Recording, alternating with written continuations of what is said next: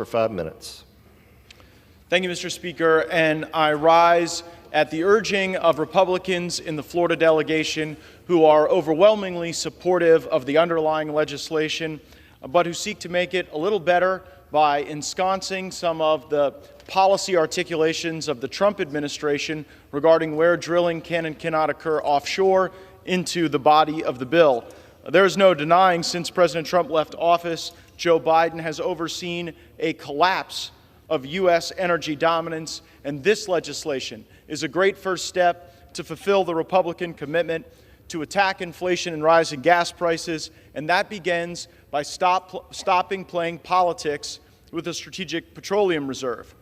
On September 8th of 2020, President Trump issued a memo indicating that there would be certain areas off the shore of Florida and Georgia and South Carolina that would not be available for drilling leases. Offshore drilling is broadly opposed in coastal communities in these areas by local governments, many of which have submitted to President Trump previously and to congressional offices resolutions indicating their opposition to offshore oil drilling. They largely cite two reasons: environmental policy and the impact on property values in coastal communities. But I will speak to the impact of offshore oil drilling on the military mission in these areas. In the Gulf of Mexico test range, in the 10 years preceding my time in Congress, there were about 60 test sorties that the Air Force would run off the coast of Florida. Already scheduled for 2024, there will be over 240 of those test sorties, and that does not include the tremendous amount of testing that also occurs as a consequence of actions from the U.S. Navy, the United States Marine Corps, and other private sector partners.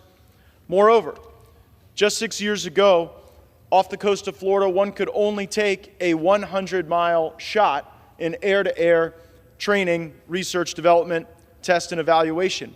And due to the investment we have been able to make in the Gulf test range, in telemetry systems, in radar systems, we can now take a 425-mile shot. That's important because we need the capability to test component parts to hypersonic weapon systems and supersonic weapon systems so that America always holds the high ground. And my friends, there is no other place in the world where we do this testing.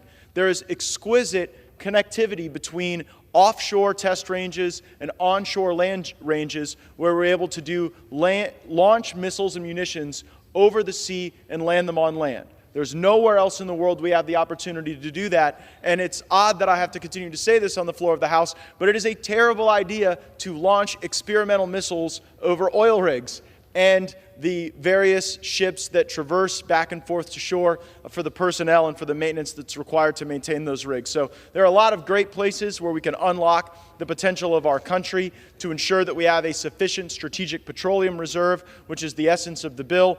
And this amendment gives my colleagues in Florida great comfort that none of the treatment of existing moratoriums would in any way harm coastal Florida, coastal Georgia, or coastal South Carolina. I urge the adoption of the amendment. I yield back.